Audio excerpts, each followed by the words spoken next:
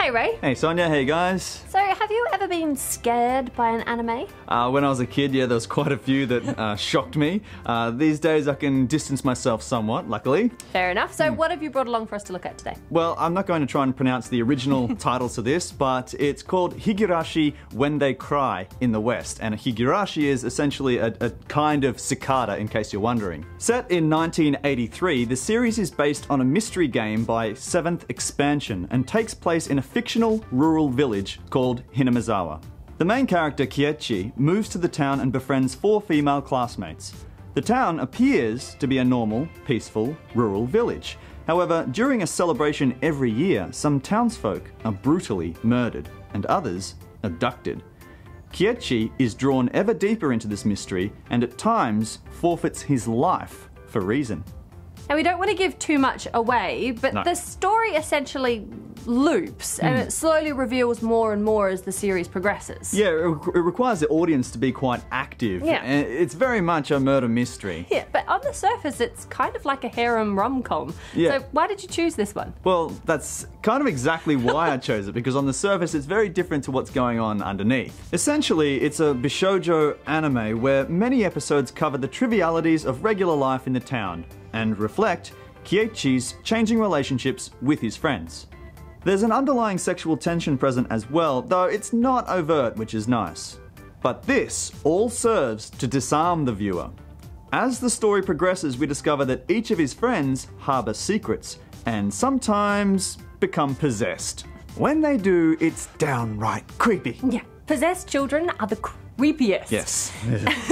Now, when you were looking for a series, I would have thought you would have gone with something like Hellsing or Vampire Hunter D. Yeah, look, they're definitely titles, to have a look at, but I just didn't think that they were scary. They're graphic and gory, but they don't really tick that other box.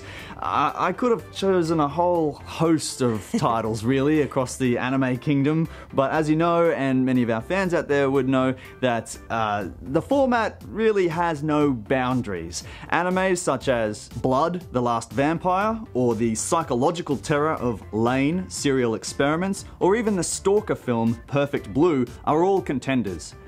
Higurashi strikes a balance between these elements once it gets going. It's quite immersive, and some of the editing and direction is truly surprising. You may think a scene is over only to find some arms reaching into the frame, and before you gasp, it pulls out and it's suddenly a friend, or there's someone appearing in the slither of a light in a doorway and then they disappear again. And these things might not seem extraordinary, but they happen at just the wildest unexpected times. Yes. Yeah, and then there's all the, graphic violence. Yes, this is definitely an anime for mature audiences. I won't describe what you will see, but it gets increasingly shocking and confrontational as it goes on. The animation isn't the sharpest, but this goes to show that a decent story can make an anime shine beyond those constraints. In Higurashi, psychological paranoia is what drives this story. The director, Chiaki Kon, orchestrates this beautifully. It's nail-biting to see what the characters will do to save themselves. As soon as a character lies, which they often do, it's sometimes painful to watch them cover their tracks, even when they've been discovered. So, what did you think? It's quite haunting, and I didn't expect it to venture into the territory that it does. No. When the characters switch or become possessed, it's really disturbing.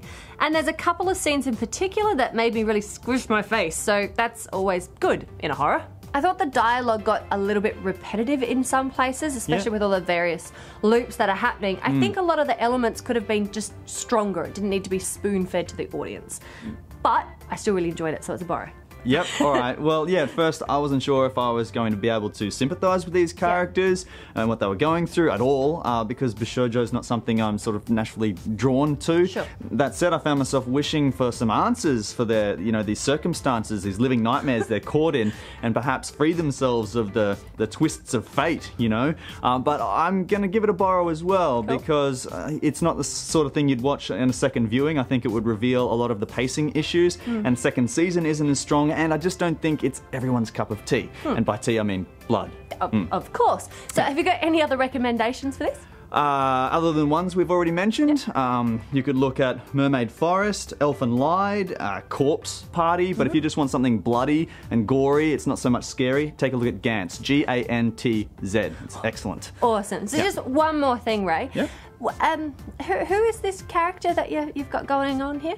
You're kidding, it's Wilson from Castaway. Why? Are you kidding me?